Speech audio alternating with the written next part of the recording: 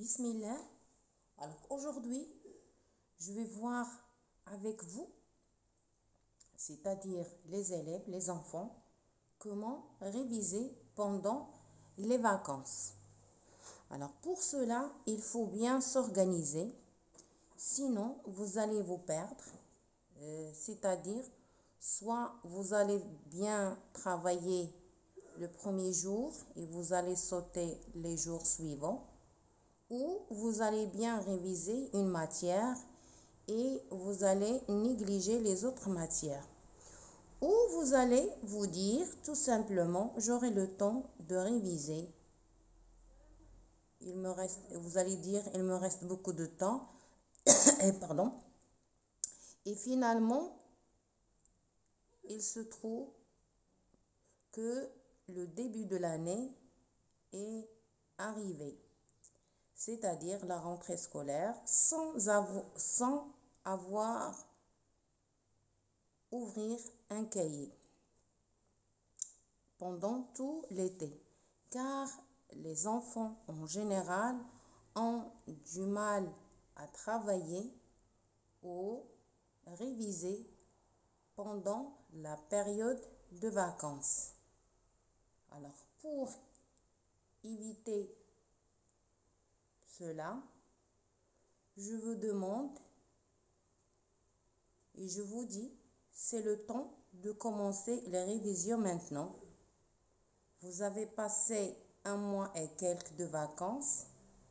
Il faut reprendre dès maintenant la révision. Et surtout, ne pas dire je commence demain, je commence après-demain, je commence la semaine prochaine. Parce que ça ne mène à rien. C'est une perte de temps et les jours passent et le jour de la rentrée va arriver. Pour cela, il faut faire une fiche programme de révision pour réussir sa révision. Alors, j'ai préparé pour vous un modèle tout en vous laissant largement le temps de faire d'autres choses en parallèle. C'est-à-dire, tu peux en même temps faire autre chose qui te plaît. Par exemple, jouer, sortir avec la famille ou autre chose qui te plaît. Alors, voilà un modèle sur une fiche révision. La révision, c'est à faire début août parce qu'il nous reste seulement un mois. Et dans le mois, on a 4 semaines. Alors, regardez sur la fiche, c'est un tableau programme. Alors, j'ai fait 1 et 2 et 3 et 4, ce sont des semaines. Et lundi, mardi, mercredi, jeudi, vendredi, ce sont les jours où vous allez travailler. Vous voyez sur ce programme, j'ai pas noté ni samedi ni dimanche. Ça, c'est pour vous. Vous pouvez faire ce que vous voulez.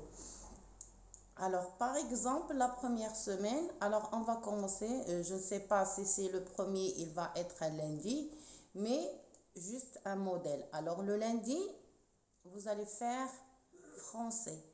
Alors, français, il ne faut pas dépasser 1 heure, 1 heure et demie pour les révisions. Ça y est, juste 1 heure ou 1 heure et demie. Ça y est, il ne faut pas rester beaucoup parce que ce sont les vacances et le temps qui reste, vous pouvez jouer, vous pouvez sortir. Alors mardi, vous n'allez pas faire le français, vous allez faire l'arabe.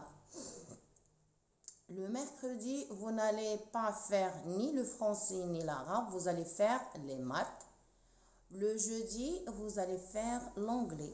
Et le vendredi, je l'ai laissé pour la lecture de français et d'arabe en même temps. Alors, faites une demi-heure de lecture français et une demi-heure de lecture sur le manuel d'arabe.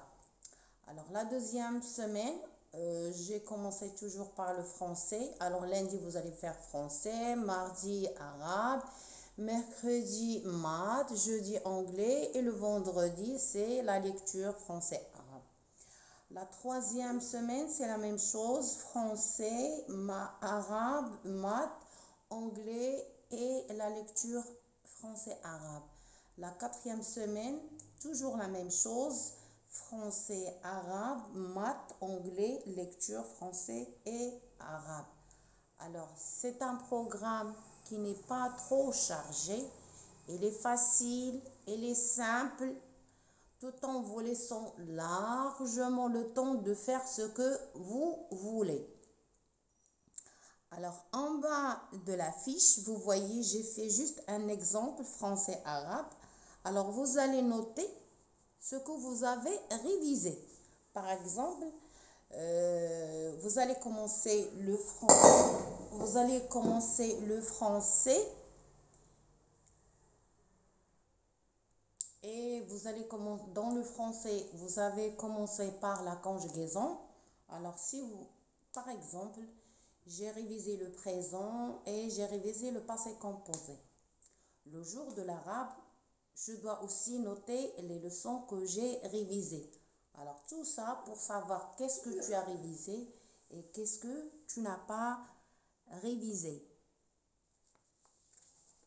Alors pour le maths aussi, j'ai révisé telle ou telle leçon. Pour l'anglais aussi, j'ai révisé telle ou telle leçon. Alors tout ça, c'est pour ne pas perdre du temps, pour réviser durant tout le mois, pour réviser toutes les matières et pour savoir ce que vous avez fait. Alors comme ça, vous allez savoir ce que vous avez révisé et ce que vous n'avez pas révisé, bien sûr. Et cela va vous aider à avoir une base au début de la rentrée et vous allez faire un bon test de rentrée, un test de niveau qu'on fait d'habitude au début de l'année scolaire. Et sûrement, le plus important, c'est avoir un bon niveau pour commencer une nouvelle année. Que ce soit dans le français ou dans l'arabe ou les maths ou l'anglais.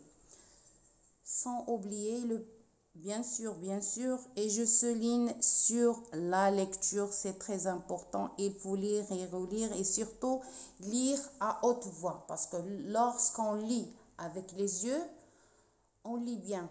Mais lorsqu'on lit à haute voix, on n'arrive pas à faire sortir les mots et à les déchiffrer. Alors cela pose un problème. Il faut toujours lire à la maison à haute voix pour essayer de bien sortir les mots comme il faut.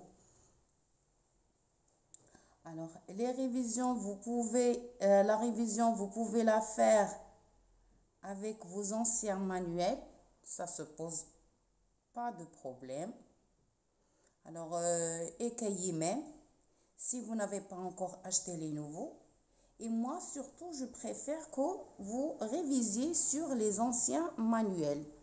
Alors, comme ça, des leçons que vous avez déjà vues, vous les révisez et vous aurez un bon niveau dans chaque matière. Alors, j'espère que